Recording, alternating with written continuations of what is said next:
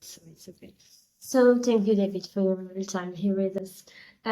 First of all, and for those who were able to come, can you summarize what the main insights and conclusions that this to?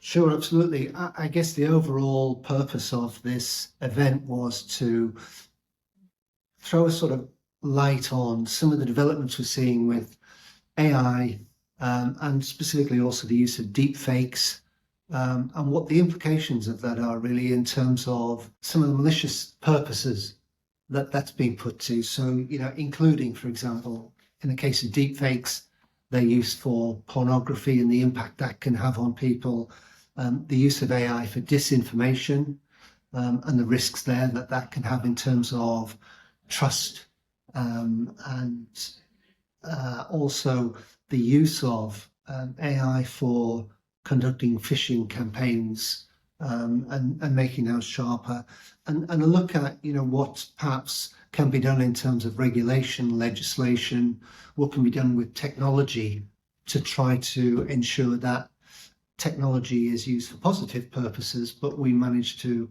block its use for malicious purposes. And you mentioned the risk of social engineering already.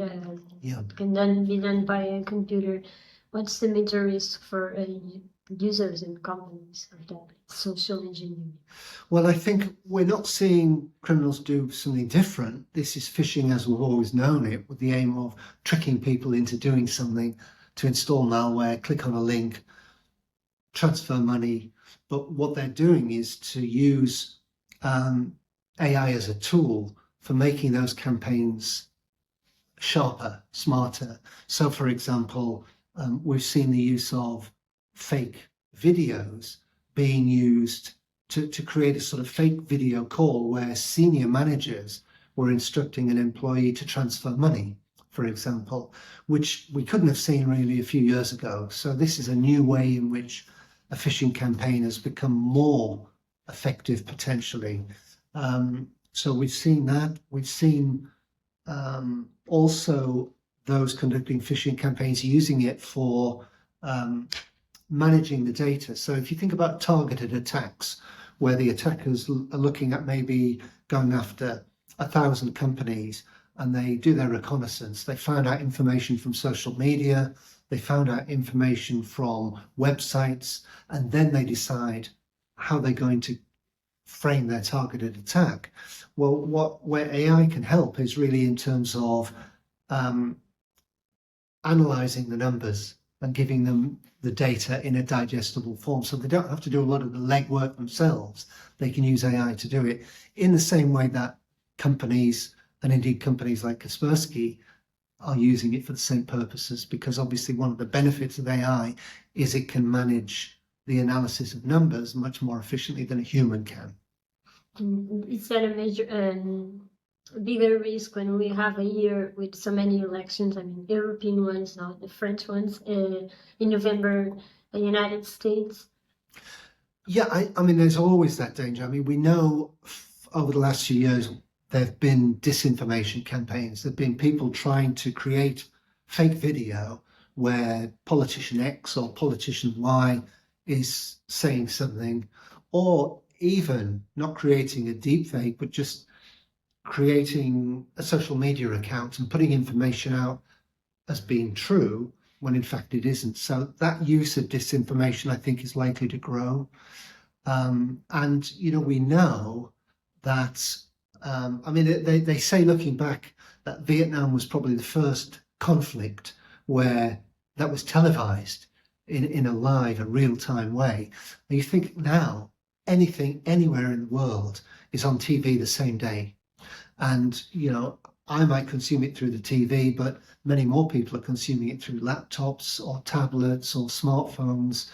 And we live in an age now where images can be created so easily or modified quickly and efficiently, so that we can't necessarily rely on something being true in the way that we could have done before, because the only people to have that technology 10, 15, 20 years ago were TV companies, broadcasters. Now, anybody with a smartphone could be filming something. And in fact, we see media companies using footage created by somebody on a smartphone.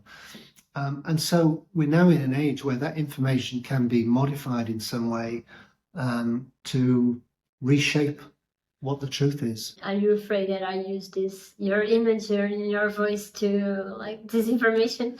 Yeah, I think it's potentially dangerous. I mean, if we look at it, you mentioned elections, for example. If it's used in that context, one of the dangers, of course, is that it undermines trust in the electoral process.